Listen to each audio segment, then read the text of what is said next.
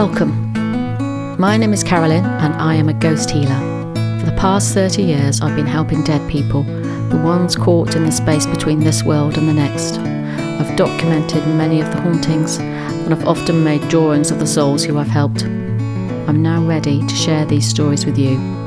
We all have a story, and these stories belong to the lost souls who I've helped on their way.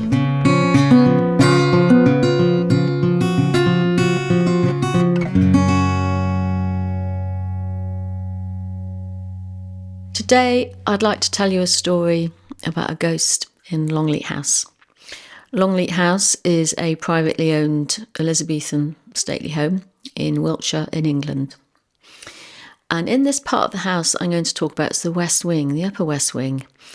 And this was an area that housed over 43 servants in its heyday when it was fully staffed. And those 43 servants were there to look after the family when it was all lived in. Now, this particular corridor is called Coffin Corridor, not because it's lined with coffins, but because the shape of the corridor is like a coffin, the top of it. And it's well known for being a haunted space. Staff are often freaked out there. It's dark, it's gloomy quite a lot of the time. And it's not used for anything other than storage and people doing historical house tours. So there were things moving around. Staff have always been frightened to go into this particular room, although there are other rooms that are haunted there too. Now this particular room is stored full of china, and it's lined with glass cabinets that are just got tea sets in and other glasses that will never be used again. Now, when I was first let into this room, the feeling was so intense. It was like walking into thick, slimy black ink. It was like, whoa, this is a very intense room. But immediately I start tuning in. I'm seeing this quite sweet young lady. She's got lovely plump cheeks. That's what I remember about her. She's just got such a healthy looking face. And I'm there and I think, is she going to talk to me? And I immediately start to see pictures of her life. And the first thing that I'm seeing is her having an argument. She's having to stand up to this woman who I'd imagine was her senior in the servants' quarters.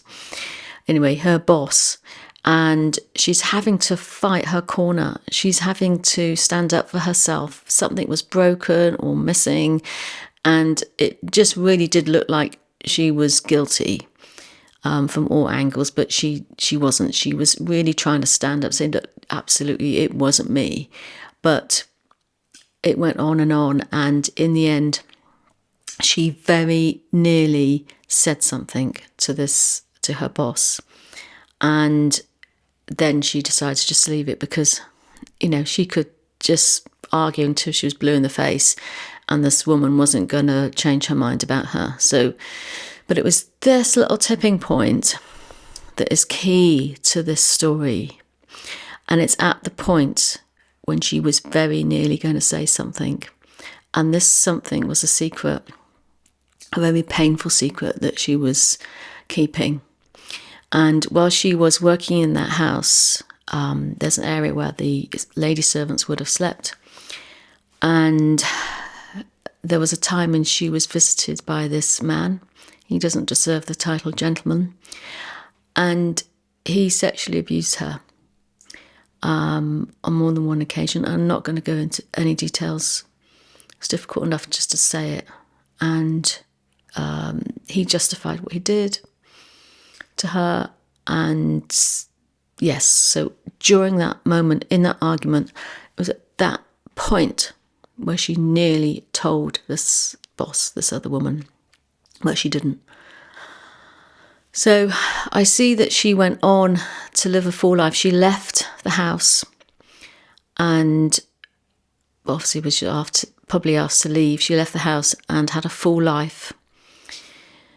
And it wasn't until she died that she returned to the scene of the crime. She never told this to anyone during the whole of her life, apart from very nearly at that point of that argument. So that is what has held her here. So naturally, I was able to create the space there and just help her move on. Just the fact that I'd seen it, and she didn't talk to me. I just saw these pictures. It was overwhelming, emotionally overwhelming, and I was able to move her on from that point. I was a witness to what she needed, what needed to be heard. I was able to move her on to the spirit world, and that room felt noticeably different once that she'd gone. A difficult story to tell, but thanks for listening.